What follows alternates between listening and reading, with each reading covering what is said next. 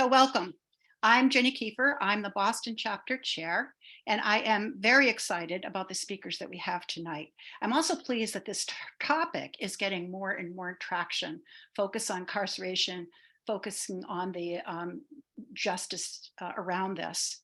And I also want to mention that a couple years ago, many of you know, we began a prison pen pal program with the women in the Framingham Correctional Facility. A lot of you here on this call participated and continue to participate in that program. It's been an incredibly eye-opening experience for TTM women while offering mutual friendship and a connection to the outside world for those isolated, incarcerated women and moms. Some of our TTM women have even helped with the parole process and have found that quite rewarding. So during a gathering we had some time ago, some of you expressed a specific interest in wanting to learn more about what happens, what is life like inside those prison walls. And so we're finally very thrilled to be able to have speakers who will tell us more about that, both what it's like, a day in the life of, what that experience is like in prison, and also once people are able to leave, if they're fortunate enough to receive parole, the challenges that they encounter when they get on the outside and what services there are that Stacy has helped put together to offer them. So first, I'm going to introduce Llewellyn Lambros. You can wave, Llewellyn, so you see where you are. She is the policy director for the National Council for Incarcerated and Formerly Incarcerated Women and Girls. And I want to pay tribute to Llewellyn and our own Frida. I don't know if Frida's on the call here tonight, but Frida Flammer from the Boston chapter. They were both instrumental in getting our Prison Pen Pal program going. So our thanks to them for that. And we are truly honored to have Stacy Borden with us tonight. Stacy was formerly incarcerated at Framingham, and she will share her story. And Stacy also understood well the challenges of reentering the community after release. Stacy's the founder and executive director of New Beginnings Reentry Services. Their mission is to reduce recidivism by advocating for and providing services to women who are reentering local neighborhoods and communities. And I also want to introduce Angie Jefferson. You can give us a wave, Angie. She was formerly incarcerated. She served 31 years and was just released this past year. So a great big welcome to them. And with that, I will hand this over to Stacy. Thank you, Jenny, and thank you, Llewellyn, and thank you all, you ladies. This is fabulous to hear how many women are across the country supporting women incarcerated. Who knew that we have freedom fighters out here? So thank you for all the work that you all are doing. We're really grateful. And so tonight's an honor to come to you to tell you nothing good about being in prison. It's a prison, and it's punitive, and it's punishing, and it's horrible. And so I'm going to try to take you on that ride to tell you not only the injustices that happens in the prison, but just kind of what the daily life is like from my perspective. Now, I was pretty much a frequent flyer. I didn't know how to stay out of jail because I didn't know how to stop writing checks, because I didn't know how to stop using drugs to feed my addiction and my mental illness, and nor did I know I had any of those things. I just know that I suffered from a very early age of molestation and sexual trauma. And then at 18, I had a really horrible rape, and it just kept me having a relationship with drugs and alcohol and kept bringing me in and out of the prison system. Angie, on the other side, when we get to her, really can tell you the inside of a prison, of being in that same prison that she saved my life in. She endured, and survived 31 years of that brutal system. And so just really in short, just to say that, you know, what really woke me up was Angie and other women in the prison, that I understood the unjust, because we all suffered sexual and domestic violence before we caused the harm that we caused, that ended us up in the criminal justice system and having these long-term sentences that the system never recognized that they should have offered us some mental health services rather than putting us in to be punished again. And so that's in short of my story, and just, you know, my experiences in the prison that it's kind of really hard to wrap around just explaining to you, what I observed. And so, just the experience of, going in and strip searching every time you had to go to court. I think that one of the things that was so demeaning was, you're being shackled with your feet and arms together with a long chain, but you're not just shackled to yourself, you're shackled to a whole bunch of other women if you're coming from a county jail or a county court before you get to a state jail, a state court to be sentenced. It's a whole different process of shackling. So I think that the hardest part for me was being shackled and brought into an admissions office with a whole bunch of women officers and then often a male sergeant, a male lieutenant, or a male captain that we suspected had a part of the viewing of the strip searching. And so we know that strip searching was supposed to be done away with back in '94, but of course, another policy of truth and sentencing punishment went in act, and the other one just went out the door, and they continued. Actually, a lot of us women won a suit for that strip search act, and then they continue to do it anyway. And so going in the prison to be strip searched and to be told to bend over and cough numerous times while you're standing there naked is so demeaning and disrespectful that it did something more trauma, it caused more harm. And not only that, you had to come out and run across the room in intake and take a shower to make sure you didn't have any bugs. You don't even know what's in that shower. You don't even know who can come in here and attack you in a shower. You're not protected. And so once you came out the shower, you had to put on their uniforms and then sit in a big giant steel chair to make sure you didn't have no weapons stuffed in your vagina or your anal part of you. And so through that process, if you denied doing any of those things, the squad is coming down to take you to what we call the hole, which is another unit that gives you no access to anybody. You're just in a cell alone. And I just want you to imagine what women endure when you're coming from either being sexually violated and you might have just protected yourself and stabbed someone, and now you're sentenced or you're arrested. It was the same process. You go to that jail because they hold you on a jail hold for court or sentence. So imagine being a woman that did that and then never been in prison before and have to go through the whole intake process. And then if you make any type of emotional statements or, resistance, you're going to be taken down to CCU and locked in a cell. And now you don't even know how to articulate your emotions because nobody cares, because we know the percentage of correctional officers either were fired from the police departments or finished their military term and they came in as correctional guards. So there's no compassion. There's no empathetic value. There's no desensitized. There's no de-escalation, no nothing. It's their way or no way. And so, I could keep talking forever. I think that I just wanted to kind of give you a synopsis of what it's like to be arrested, what it's like to be sentenced to enter a prison, not a jail, but a prison. And so I'm going to turn it over to, I'm sure we're going to go back and forth because there's some questions on there that we try to remember. I can't remember anything. I'm ancient and doing a million other things. So I'm hoping that Jenny and Llewellyn and you guys can kind of ask some questions. I'm an open book. So right now I'm just going to kind of turn it over to Angie so Angie can give some insight of what it was like living in a cruel, harsh environment. So Angie, you want to take it from there, sister? Yes. Hello, everyone.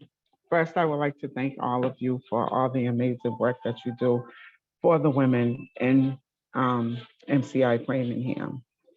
Just getting a piece of mail means a lot. Some women in there don't get mail at all. So the letters that you all send are well appreciated. Believe me when I tell you, because I used to see some of the women, when their name was called, they would be so happy just to get anything from anyone because they don't receive mail from friends, family, loved ones, or whomever. So thank you very much for taking your time and doing that for them. Um, my name is Angie Jefferson. I just got out of Framingham. I've been out 113 days now. Yeah, I think it's been 113 days now. And when I went in, it was 1991, October 23rd, 1991, when I went in. Like Stacy said, when you walk in, they put you in this room, they strip you. You have to talk to these people about your mental health. If I would have said that I didn't feel good or whatever, they would have put me in something called the turtle suit. I would be butt naked and have this big Velcro dress on with no sleeves, no nothing. It's just a big heavy dress with big Velcro straps across the front. And they would have just locked me in the cell. I didn't say that I was emotional or I was upset or anything in fear of that because one of the girls that was locked in the cell with me, she had been there a million times and she was telling me the process. So I knew not to tell them that I was upset, but I have seen it happen to several girls. Being there, you don't feel like a woman. I know a lot of times I didn't feel like a woman because everything that we buy in there is for the men, whether it's our clothing, whether it's our food, whether it's our shoes, whether it's our um, underclothes, whatever you want to name it. Everything was geared towards the men, everything that we did. So I would have to buy clothes. I would have to alter the clothes to fit me a certain type of way because, like I said, everything was geared towards men. Then I'll say, like in 2005, they started selling women's jeans. But after they started selling women's jeans, a lot of the officers would make comments towards some of the women about how they looked in the jeans. And, you know, a lot of women in the prison didn't feel confident about themselves. When I first entered the prison, I wasn't confident at all. I went in there, I had a fifth grade reading level. My math was just like 0 to none because I couldn't compute the whole math equation and numbers and letters and all that stuff. So what I chose to do was go to therapy. I went to therapy for like for 4.5, 5 years. I went to therapy. And after that, I started school. I signed up for education. I took the TABE test. My scores were so low to the point where it didn't make me feel any better. But going through therapy that I signed up for, they didn't put me in therapy. I chose to sign up for it myself because their thing is they don't care if you get the help that you need because as long as they have a job, that's all that they're concerned about is their job and what they're doing. So telling someone, well, you need to go to therapy, or I don't feel like you look right, or I feel like you've been in your room too long, or when every time I see you, you're crying. That in itself should make someone want to say, well, I'm going to send you to see a therapist or something like that. But no, they don't do that in there. So I took it upon myself to sign up for therapy. I went to therapy. I started feeling okay, but I still knew that I needed to build myself up more. I needed an education. I needed to build my self-esteem. I needed to build my confidence. I was broken from relationships with men, relationships with my mom, relationships with some of my family members, relationships with some of my friends. I was just broken. So to build myself up, I knew that I needed to do that work. So like I said, I started going to therapy. When I started going to education and I took the TABE test and I seen how low my scores were, the first thing that rang in my head was a word that my mother used to say to me all the time, stupid. The word, she used to call me stupid all the time. And for so long, I thought that I was stupid. So I started going to school. My test scores started getting better and better and better. I started taking the GED test when I felt that I was ready. I would pass everything except the math portion of the test. I could not pass math for the life of me. So I signed up for math classes. I went twice a day, once in the morning and once in the afternoon for an hour and a half each time. I started going to my math classes every day. Then I would take the test. Still wouldn't pass math. I kept failing and failing and failing. I ended up taking the GED test 11 times before I passed. On that 11th try, October 16th, 2013, I will never forget it. That's when I finally passed the GED test. After I passed the GED test, my confidence, my self-esteem, my everything just soared. You couldn't tell me nothing about myself because I knew that I wasn't stupid anymore. I knew that I was starting to put those pieces of the puzzle that was broken out of my puzzle pieces. I started putting those pieces together. Then I signed up for Framingham State. I took 3 courses with Framingham State. After I graduated, those 3 semesters, I signed up for Boston University. I took Boston University 4 years later. I graduated with a 3.71 GPA. I got my bachelor's degree in liberal arts. So that right there in itself just like sent me soaring. But this was towards the end of my bid when all this happened. During my early years, like late 90s, early 2000s, I became a peer supporter because I felt like if I can sit and listen to a therapist talk to me about my issues and what's going on with me, so many of the young girls in there would come to me and want to talk to me about different things that were going on with them. And I used to sit and talk to them. So they had this program called peer support. I signed up for it. I became a peer supporter. I started peer supporting the women. Through that program, through my counseling, through my education, through my faith, through me helping some of the women that were in there, I helped myself. I helped my kids. I helped the family members that I had that broken relationship with. But one thing I didn't do, and I still don't feel too good about that, is bring some of the lifers that are in their home with me. That's something that I am in this fight with now. I'm working with different organizations to try to get attorneys to go into prison to work with the women because there's so many women that are in the prison right now that have a natural life no parole sentence and they really need to get out, whether it's their medical, whether it's their mental health. Medical is a big thing in there, a big thing. I had cervical cancer. I kept passing out. I would, no disrespect to anyone, when I would have my menstrual, blood clots would be falling out of me. I was passing out. I was losing blood. I had to get blood transfusions. They would not do what they needed to do for me as far as making sure they gave me monthly checkups, making sure I went out and seen the right doctors. My grandmother, the last time I had passed out, one of my friends called my house and told my grandmother. My grandmother called up to the prison and talked to the superintendent. And when she called up there and talked to the superintendent, a week later, I was taken out to the hospital. 3 weeks later, I had to get a hysterectomy because that's when I was diagnosed. They diagnosed me quick, but that's because my grandmother had got on their backs about it.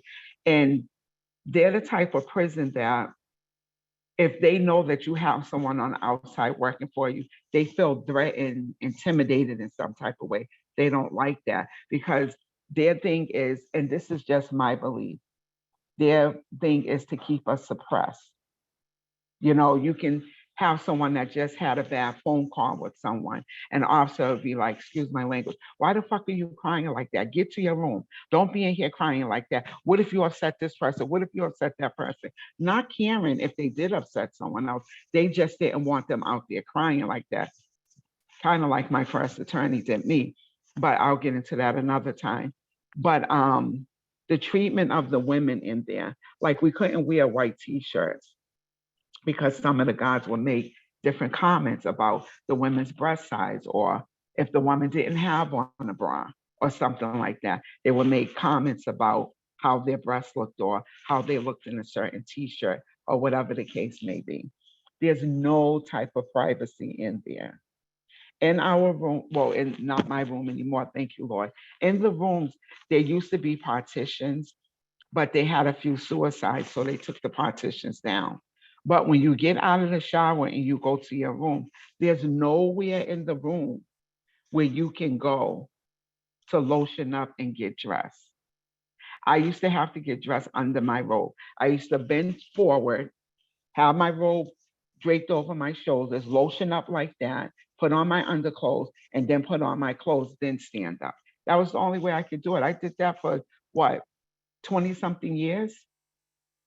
I had to get dressed like that because there's no privacy whatsoever. And they only let males work in the units. They'll put the female officers up in the old dad building where all the programming is, or down in the kitchen, central kitchen, which they call CK. They will put them down there, or they will put them in the Met Mine.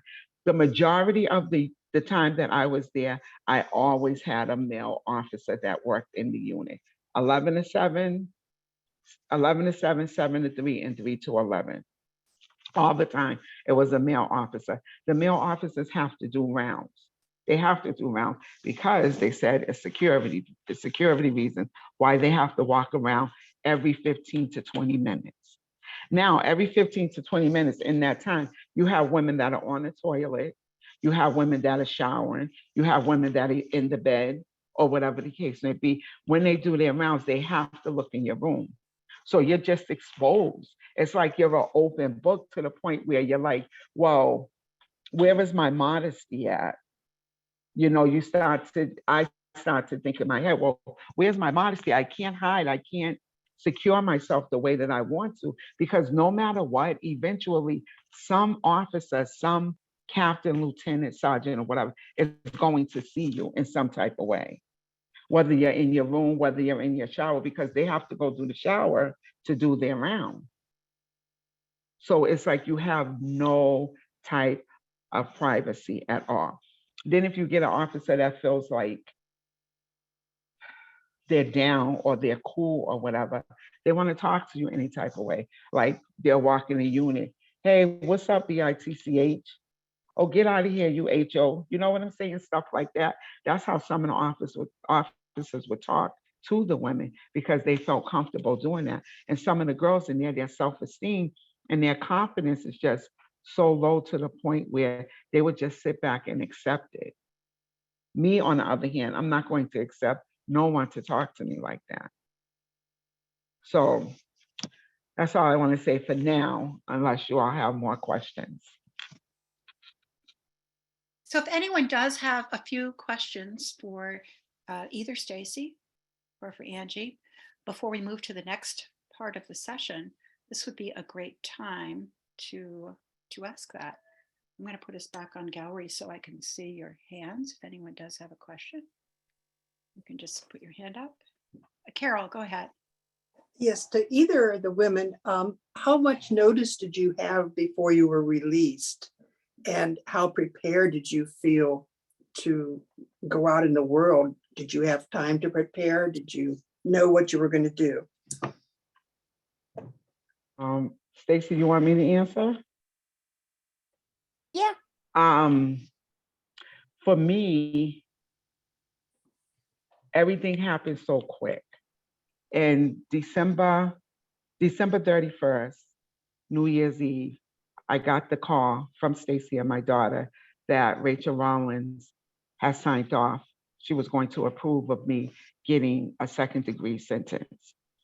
January 31st, my sentence got overturned to second degree. April, I went to parole. When I went to parole, I didn't know how long it was going to take, but July, I got the answer that I got granted parole. July 27th, I came home. So for me, the process was quick. I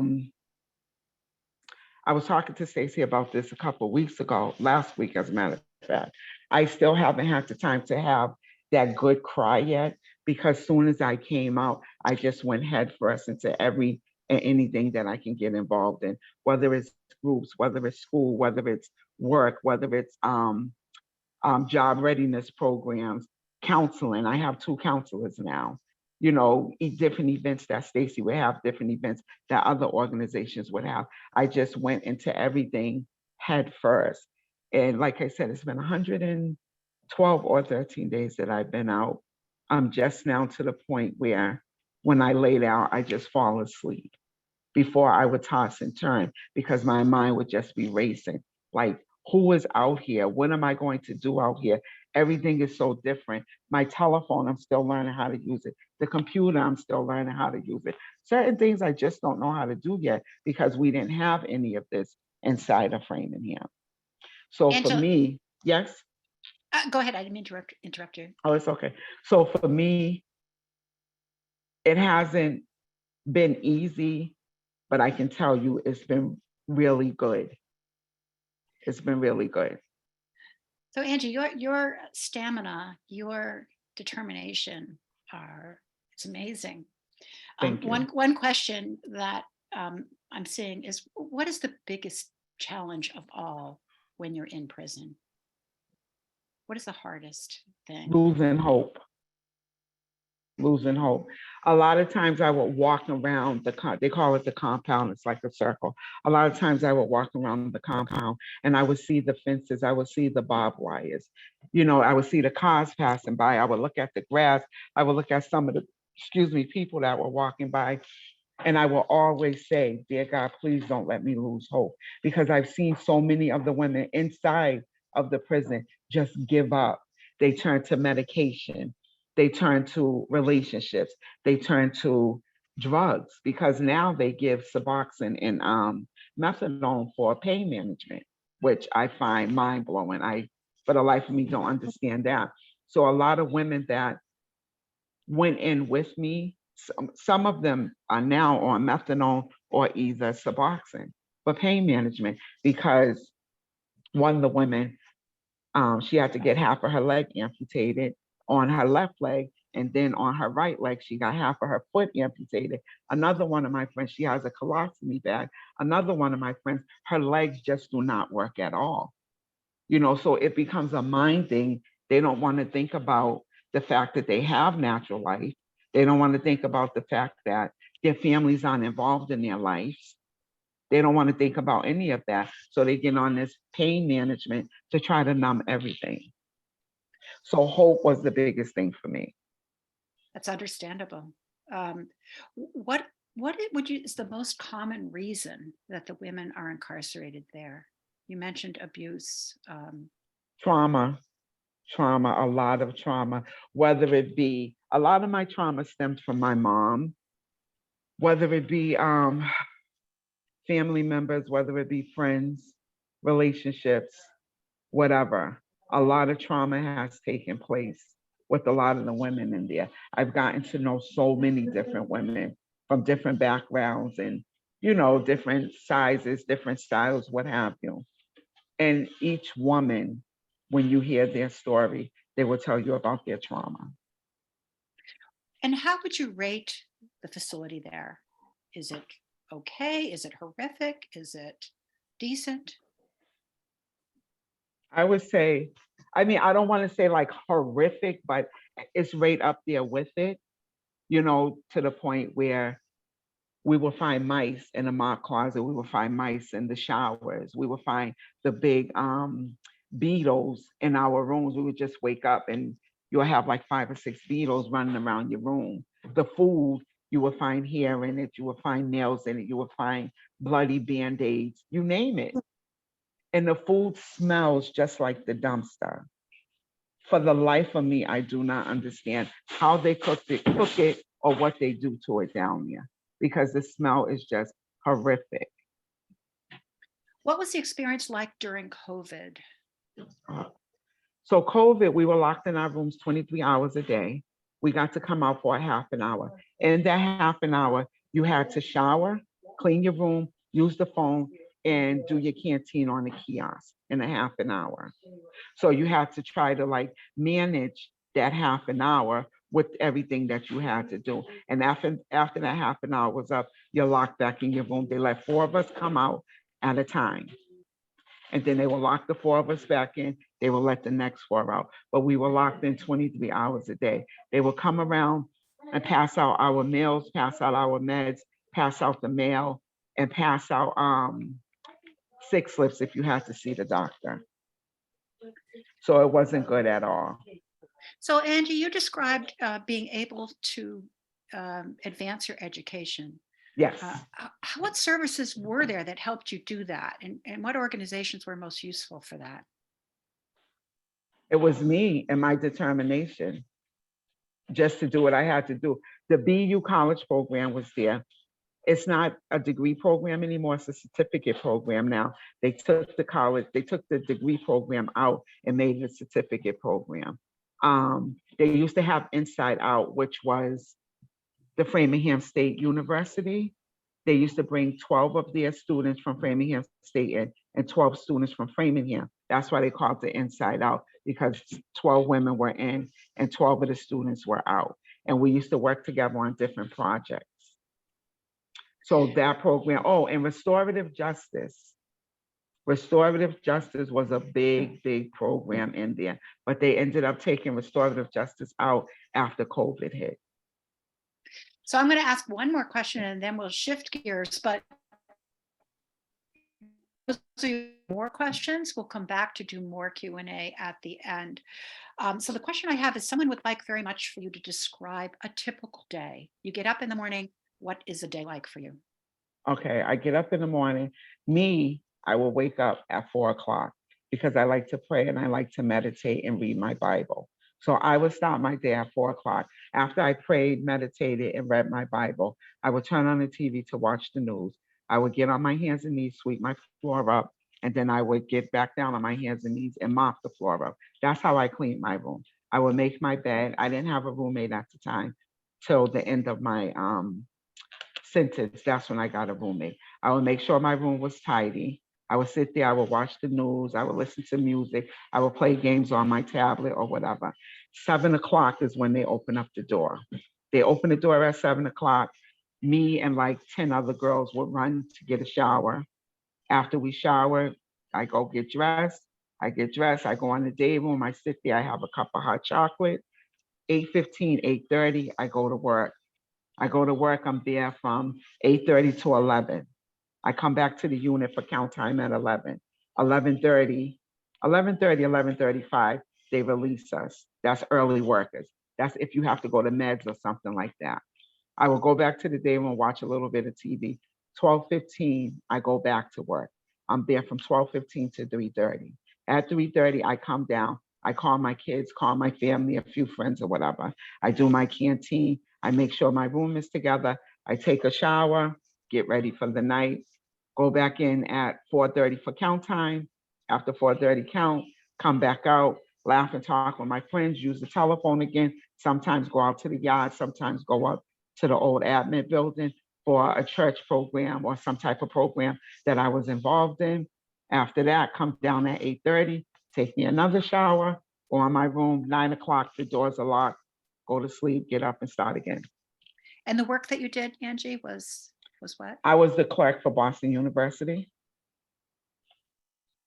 Okay. Well, there are a few more questions, but I'm going to hold those because some might get answered when Stacy speaks more about what it's like when you come out. So I'm going to turn that over to Stacy. And thank you, Angie. You're welcome.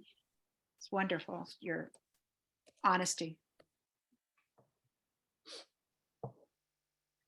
I'm sorry, I was just in the typing of the restorative justice question, but we could I'll just add it later.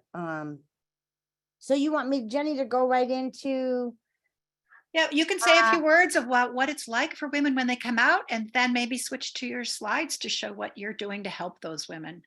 Yeah, and I think it's important to say, every time I got out, when I said I was a frequent flyer, I think it's important to note that there was just no resources out here as to why I understood then how Angie really gave me the idea that if I continue to keep coming out drugging and, writing checks and stupid stuff that I was doing, I would end up in there for the rest of my life. And I didn't understand life. And then, understanding having someone in front of you that had a natural life, I couldn't process someone like her or any of the women. They have to spend in there the rest of your life and under those conditions. It was just unacceptable. And I think at that time, from another, other cumulative processes to say, I got to get out and do something different. We can't keep doing this. we're gonna fight for women's rights, if we're gonna fight to not build new prisons, if we're gonna fight, to get women released, we gotta prepare us. Something gotta be out here that we gravitate to instead of having the right intentions to do the right thing, but don't have any resources to do that. So I'm just gonna kind of give you an idea of the dream that I had that the women in prison helped me with. Really was to design this program, for resources. But then I thought, maybe I should go to school and learn what mental illness and trauma is. And maybe I should understand how we become addicted and continue to cause harm and continue to go to jail. And so I went on a journey of education and came out with my master's in mental health counseling and education and a trauma-informed certificate, and then a license in drug abuse counseling.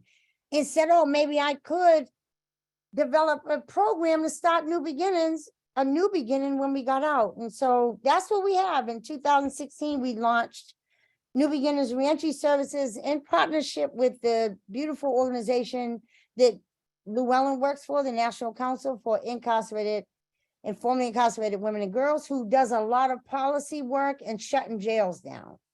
And Families for Justice's Healing is one of their sisterhood organizations that really looks into participatory defense organizing. How does one participate in getting the help like Angie needed? And that's pretty much how we were able to bring Angie home, by collective women rallying and bringing our district attorneys into the light to say these things that you all are doing is unacceptable. You never hear our stories. You never see that we're victims too. And so the other part of the work that we developed from was really from this young woman from Owl Productions that does a lot of highlights and light and bringing women's stories to justice in a world of theater. And so I'm just going to kind of take you on a short ride here to say, this is our vision. We give services to reduce recidivism to women coming out to local communities. If they're outside of Boston and they want to come to Boston, they're welcome to come here to our program. We are a 24-hour program, and 10 beds is in this program. And so we know that we have to continue to grow these residential spaces because we have, women's issues and women's prison rights aren't ever addressed. We don't even know about the women that are in prison. This has skyrocketed 800%. And we know they're not giving them the resources in the prison that they need and deserve. I don't know if you all heard what Angie said. Angie was more proud, and she should be, of her achieving her GED and overcoming the challenges of her math equations than even realizing that she has a bachelor's degree. Angie also has a license in training dogs. It's called the NEEDS program. She can train them, she grooms them to prepare for the handicap outside of the prison. Angie also has her cosmetology license, both cosmetology and nail technician license. And she also has her culinary arts license. This is a woman who achieved all this in the prison. And when she talked about restorative justice, we also had what was called the CRA program that was for, some corrections, a behavioral program. They have taken all that out, and now they're threatening to take out the educational program. So we're left in that prison, thousands of us. There's 170 women, I think, in Framingham. I'm sure Llewellyn will give you the numbers on that, but we have hundreds of thousands of women all over the country, especially in a federal penitentiary, that are in there for crimes as like having marijuana charges. And so $2.2 million, 2 million people are in our prison systems. So what we do here is provide a wealth of resources, really just group therapy. In the daytime, we give individual counseling sessions for substance abuse or trauma-informed care, but we've partnered with a lot of our health care centers in our community so they can get the therapeutic processes and their primary caretakers' needs that they don't address in a prison. Let me just come back a little to what Angie talked about with healthcare. Look at how long it took her if she didn't advocate for herself. A lot of women don't know that they're dealing with fibroids that could cause your menstruation to come down hard, harder cramps. Women don't know that they're dealing with colon cancer because their fecal matter is bleeding. They don't know how to look at that stuff. I sure didn't. They don't give you gynecological needs. They don't give you colonoscopies. You're not getting breast exams, not like you would when you're out here. So by the time you get to hearing and feeling the pain and receiving all these blood processes that's coming out of you, it's a little bit too late.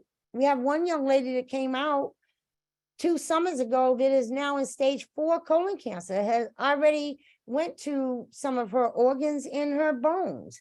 And so now she's fighting chemo and trying to stay alive.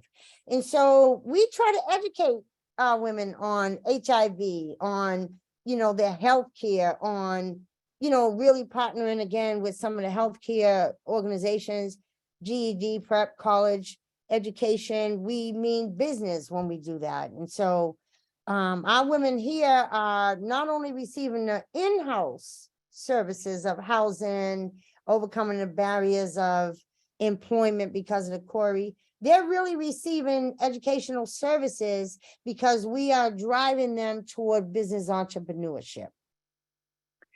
Stacey, did you want to do your slides or do you want to just speak to the subject? Oh, I didn't share it. I'm going on didn't. with the slides and you all can't even see it. I'm sorry. Let me go back. I'm sorry. That was my fault. I just went right to the slides. That's okay. thinking You all can can just see it. you can just do a flyby. Yeah, let me just do a flyby so now you all can see it. I'm so sorry. I don't know what I thought I was ready. Make it bigger. Okay, here's what I was telling you about my education and the partnerships with the 2 organizations, the National Council, Families for Justice is Healing, and the art element with Owls Production. This is our mission statement. Again, we provide these external, internal resources to lessen their recidivism rate. We want them to be successful. And here's where I was talking about all the high rate of women going into the prison, 800% since 2015, and all over the country, 2.2 million people are in prison when we're saying we could give them better services, and not have to incarcerate people. We should be doing that anyway. That's the only humanistic value of someone that causes harm, and us trying to really relate the issues that harm has been caused to us as to why people, especially when you're not having the resources in elevating them to something different and overcoming their trauma that they've endured before prison. You're compiling more prison on them, and then you're releasing them, and you want them to be our neighbors when you haven't given them any type of resources. Department of Corrections says you should be entering them to give them some corrections. But as you heard from Angie, they're not. They're not providing you anything but more harm. And so this is all the things that we do on the course of a day, and all the partnerships that we develop outside of New Beginnings Reentry Services. Especially, it takes a village to bring us back into a holistic woman. And so we have a theater in the basement. We're beginning to do a lot of storytelling, standing at the podium, telling our story. We plan to get on stage and do it in a theatrical sense so women can really get to the core of the trauma in a psychodramatic therapy theatrical way. And so again, we partner a lot with organizations that will come in and give us these services for creative writing, for financial literacy, for computer literacy, for degree programs, for licensure programs, or business entrepreneurship. And more so with the prison donor address is our healthcare. And so we partner with Dimmick Community Center, Up Its Corner, all these different organizations in our community that can really give them the primary care services that they need, their mental health services that they need and deserve, and whatever else is there to offer. Eyeglasses, dental. And then we go into some of the partnerships that they can get on Zoom and do participatory defense organizing and help their sisters like we do, like we helped Angie come home. We can get on there and help other women come home with participating in their defense, in their sentences, and really understanding what transform harm and restorative justice is. On Wednesday nights, we're starting to get together as formerly incarcerated women so we could really have these type of discussions, how we overcome those challenges. And then just going out in the community and volunteering and seeing what else we can do, because it's really rewarding when you give back to help other human beings in need. It saves ourselves from enduring any more further harm of ourselves or other people. And so we're 24 hours.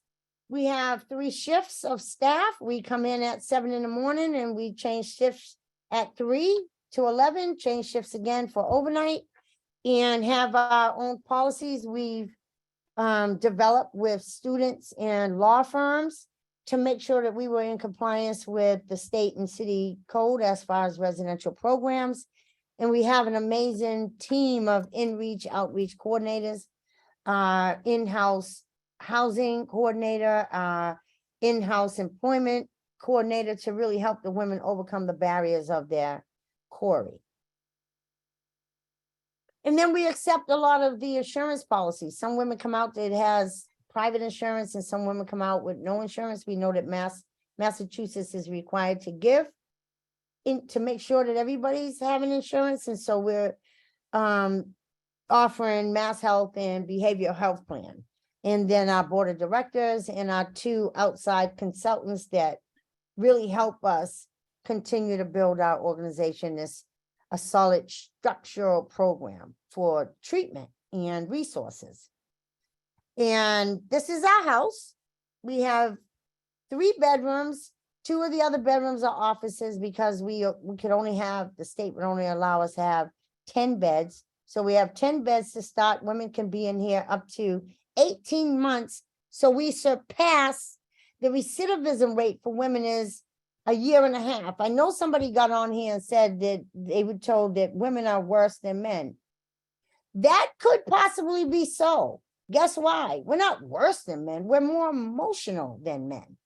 Men are easily to sit in a room of, dealing with their emotional state because they're not trained and society tells them they're supposed to be so strong. So they can't really deal with their emotions. Women deal with their emotions different. We're nurturers. We're part of the natural cycle of nurturers, and we're more emotional. And we don't really know how to be in touch with all the harm that's been caused to us. Often it's a stigma. We don't know how to say we have mental health. So I would suggest that that's where that statement came from. And we recidivate quicker than men. Our alcoholism and our body hormones are different when we receive or take in substances. We have more fatty tissues than men do. So we get higher quicker and we cause a different mindset of alteration. Our mind alters quicker than men. And so some of those reasons as to why people say it's worse dealing with women than dealing with men. That's why we need the support services that men have been developing for decades, but have often left women out of them because men don't know how to deal with women. That ain't male bashing. That's just kind of the truth. We know how to deal with our own. And so this is our beautiful kitchen. We have that counter looks small, but it's actually just condensed. We have a big kitchen in there that we plan to bring in a wonderful culinary artists to help us prep for culinary so they can go to school if they want to become a chef. We want to support them being a chef. We also do group therapy in that room. We have a whole backyard out there that we have partnerships with Boston Public Schools through UMass Boston that lets the women and men and young students come together to learn how to cultivate vegetables and flowers. Maybe they want to open up a flower store. Our whole aim is to start a new beginning and get the women from in that traumatic stage to believing in that confidence level, to understand the skill sets they learned from the prison that we think we didn't get, but we did, if we just compile it and really get them to recognize the achievements and the accomplishments they did in the prison, so they can become business entrepreneur and own their own business. That's our aim. So this on the left of you is one of the bedrooms. That's a handicap bedroom. And we have 3 rooms for the women. This is, of course, Angie and her daughter Shanita. How great that we were able to bring Shanita on as my assistant and the supervisor for staff, that she can be here with her mom, a young woman who hadn't had her mom in 31 years in her life, other than a visiting room.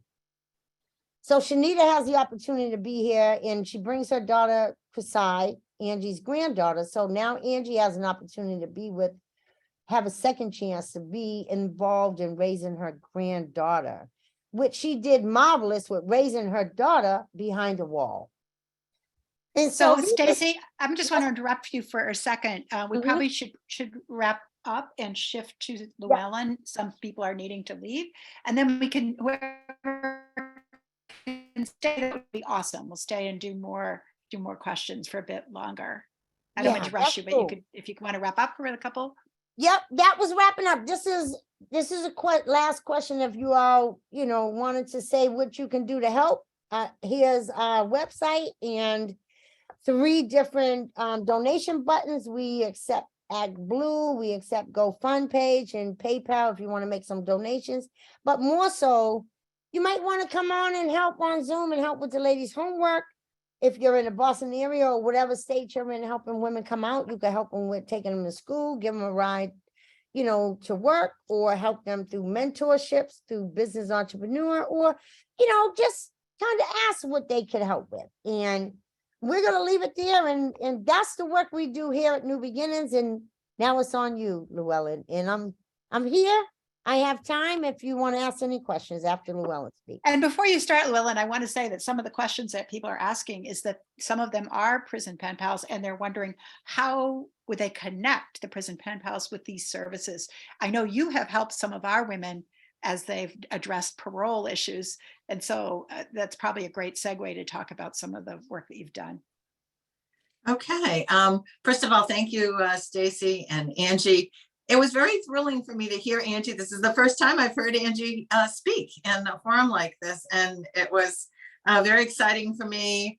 About a year ago, I moderated a panel at our annual conference, which took place in Boston last year, and it was a panel on clemency. And Shanita, Angie's daughter, was one of the speakers. And as the speakers were going through, Kasai, Angie's daughter, came on stage and sat next to me and said, "Could I say a few words?"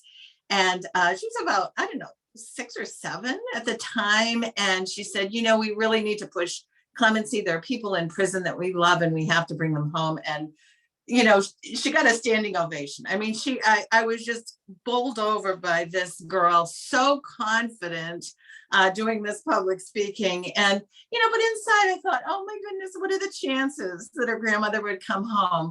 So I just want to talk a little bit about pathways out of prison. And, I'm talking a little bit here about Massachusetts, but then a little bit about other states in New England. We have clemency in Massachusetts. The governor can grant somebody clemency and commute their sentence and let them come home. But it is a very unused thing. The last governor to grant clemency to any woman in Massachusetts was Governor Welch. So that was the 1990s. And he granted 4 women clemency and 4 women early parole. The option exists, but it's underutilized. And we have something called the Governor's Council. Those 8 members of the Governor's Council are elected every 2 years. There have been some changes in the Governor's Council composition on Tuesday. And I'm hopeful that they can get some clemencies going for people, but it's been very underutilized. We have medical parole in Massachusetts, but you have to be very close to death to get medical parole in Massachusetts. There's regular parole, and there are some folks at law schools in Massachusetts that will assist with people's parole hearings. We need to do more of that. And there's also, the path that Angie eventually found fruitful because she applied for clemency and was denied, but by going to a conviction integrity unit within a district attorney's office. And I think out of the 11 district attorneys, only a few of them have conviction integrity units. She was able to begin the process of reducing her governing charge that made her eligible for parole. And so those are the options. But, working as I do with the New England states, the state of Maine doesn't have parole. The state of Vermont has a work release program, but it seems like it operates as a revolving door to put women back, people back into prison. New Hampshire has something called the 2/3 petition, so that, if you have a sentence of 9 to 18 years, being eligible for parole at 9, you can put in a 2/3 petition at 6 years. And so there's some interest in Massachusetts of, pushing forward something similar. So those are, the options, the pathways out of prison. I work, with all the New England states at this point on a rack of policies that we think would be beneficial, policies that would slow the flow of women into prison, and also offer opportunities for getting women out, and also men actually. One is drug decriminalization. Okay, so in many places now, marijuana has been decriminalized. Marijuana is is legal now in many states. But the state of Oregon actually decriminalized all drugs in 2020. And so we are working on that in New England. Street drugs within an illegal market can be dangerous, but it's a health issue. It should not be a criminal issue. So we're working on that. We're working on sex work decriminalization. If there is compensation for consensual sex, there is not a victim in that case. Why are we incarcerating women for that? One policy that we've had some success implementing in Massachusetts and Vermont, and we're going to be working on the other 4 New England states, is called primary caretakers of dependent children. And this creates an option if somebody is the primary caretaker of a dependent child and they are convicted of a transgression, to petition the judge for a community-based consequence rather than incarceration. There are millions and millions of children across the country who have been impacted by having an incarcerated parent. There can't be a worse adverse childhood experience than that. It is horrible. And if you are a very small child, you don't fully understand why this parent has abandoned you, why they can't. You think of your mom as very powerful. Why can't she just come home? Why has she chosen to separate herself from you? So primary caretakers is a very important policy that we promote. And then there's an organization called RAP, Releasing Our Aging People from Prison, which is promoting a couple of policies. One is called elder parole, where if you are 55 or older, you become eligible for parole, fair and timely parole. If you have been for a certain length of time, 20 years, I think it is, that you can come up for parole. And these policies, as they have been drafted, do not guarantee parole, but it offers you an opportunity to go before a parole board and make your case. There are a couple of things that Angie mentioned that I want to pick up on. One is that, she said something like, all they really care about is their jobs, talking about the corrections officers. And, it is a business. There's so many people who are making a lot of money on our carceral state. And we have to be aware of that because, this is not the best option for addressing transgressions in our society. And I also want to mention, the whole idea of support, because the people who end up in jail and prison are typically people with very little social capital. And Angie is such an engaging person, and she has managed to create such a huge support network, which I think ultimately was very instrumental in getting her out of prison. And participatory defense, which Stacy mentioned, which is a process by which you develop support for yourself. That process creates the social capital that people need to leave jail or prison. So I'm going to leave it at that. And if there are questions, Thank you, Llewellyn.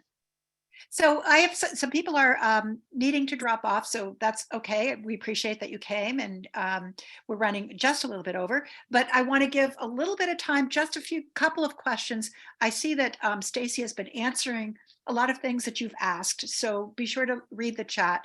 But if anyone has a couple of final questions that they want to ask of Llewellyn, of Stacy, of Angie, we could take those now. You could just raise your hand and let me know, and we'll call on you if you have a final question or two that you'd like to ask. Go ahead, Isabel. I'll just be quick. This isn't a question. I just want to thank them for coming here, all of you, and to, give us a picture, a very clear picture of the challenges and what it's like in prison and after prison, etc. So just a huge thank you, and hopefully there'll be some follow-up. Yes, we all have found it educational and impactful, and we appreciate your willingness to share these parts of your life and what you're doing with us. It was pretty amazing. And maybe last question, Roberta. You're muted. Roberta, you're muted, Roberta. Forget.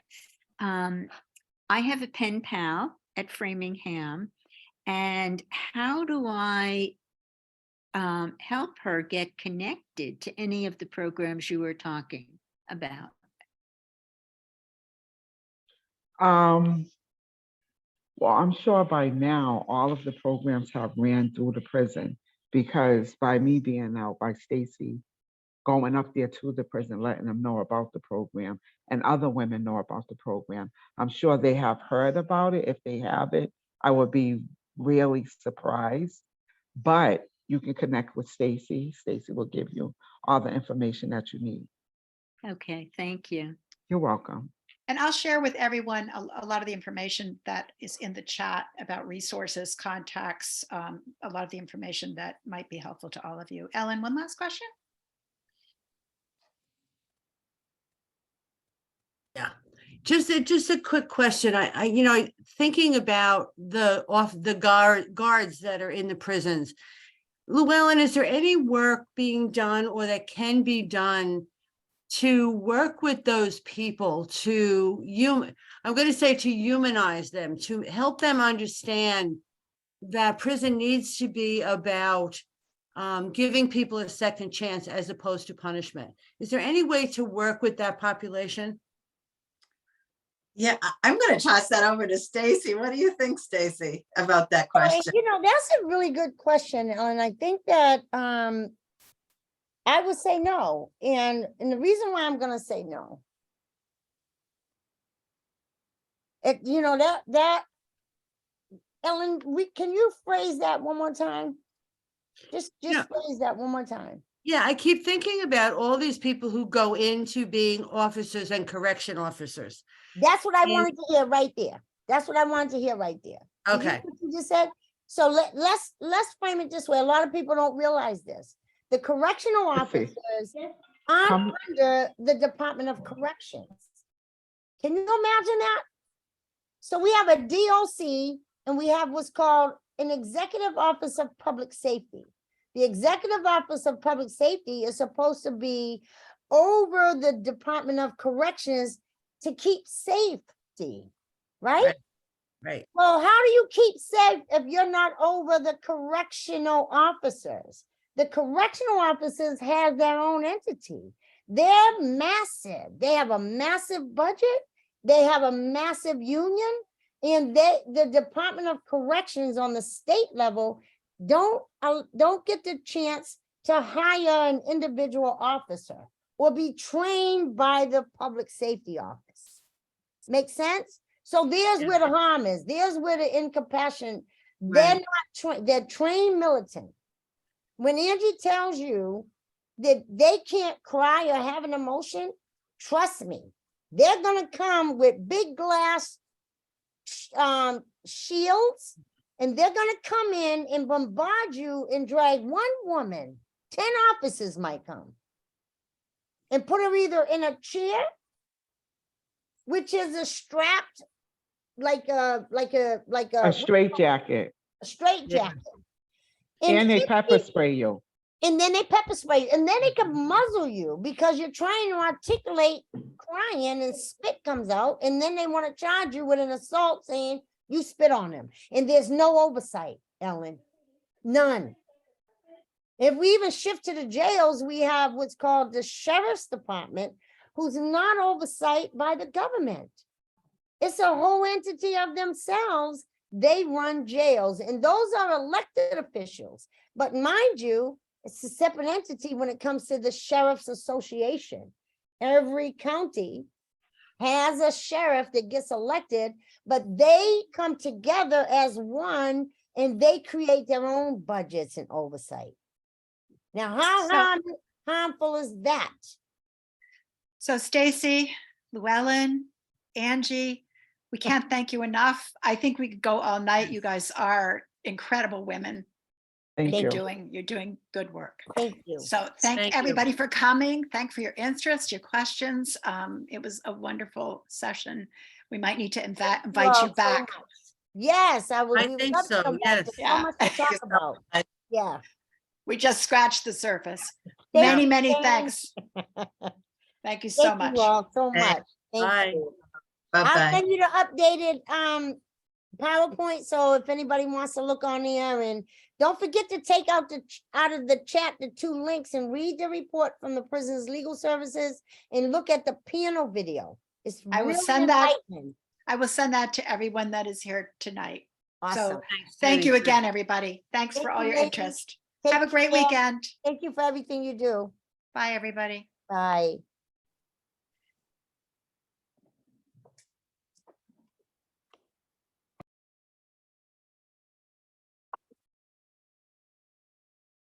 You're muted there, Jane. And it, Powerful, huh? Oh, you're muted. I can't hear you. oh, There you go. blown go. away. I'm blown away. What can I Yeah. mean, how can I get involved? How can I, you know, Yeah. I tried to remember that when we were doing that writing thing, but I never got called. You know, I put my name in and I never got called.